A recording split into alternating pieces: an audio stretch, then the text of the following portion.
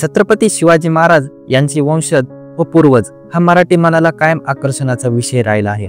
शिवाजी महाराजांच्या वंशजांची माहिती आज बऱ्यापैकी उपलब्ध असली तरी त्यांच्या पूर्वजांविषयी मात्र फारच कमी माहिती उपलब्ध आहे।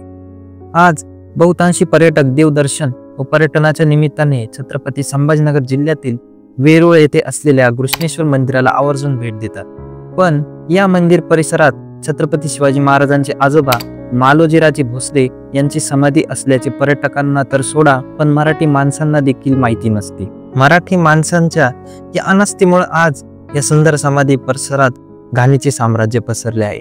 मंदिराजवळ रस्त्यालगत असलेल्या या समाधीकडून हजारो भाविक व पर्यटक ये जा करतात, पण घाण व माहिती अभावी या समाधीकडे कुणी ढुंकूनही पाहत नाही। मालोजीराजे भोसले यांची समाधी घृष्णेश्वर मंदिराच्या आवारातच असल्याने तेथे जाण्यासाठी फारशी शोधाशोध करावी लागत नाही।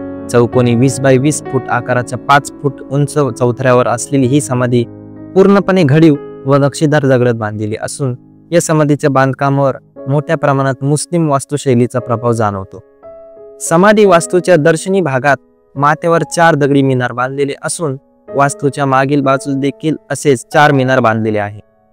प्रवेशद्वाराच्या दोन्ही बाजूस दगडात कोरलेल्या जाळीदार खिडक्या बसवलेल्या असून दरवाजाच्या वरील बाजूस तसेच इतरत्र मोठ्या प्रमाणात कमळे कोरलेली आहेत। मालोजीराजे भोसले यांनी शिखर शिंगणापूर मंदिराचा जीर्णोद्धार केला व या दुष्काळी भागात मोठा तलाव बांधला। घृष्णेश्वर ज्योतिर्लिंगाचा प्रथमतः जीर्णोद्धार मालोजीराजेंनी केला आहे, याचा उल्लेख त्या मंदिरात असलेल्या एका शिलालेखावरून कळतो। इंदापूर येथे झालेल्या लढाईत मालोजीराजे भोसले यांना वीरमरण आले। त्यांच्या पश्चात इंदापूर येथे एक व वेरूळ येथे एक अशा 2 समाध्या बांधण्यात आल्या। त्यातील इंदापूर येथील समाधी आज पूर्णपणे नष्ट झालेली असून वेरूळ येथील समाधी आजही शिल्लक आहे।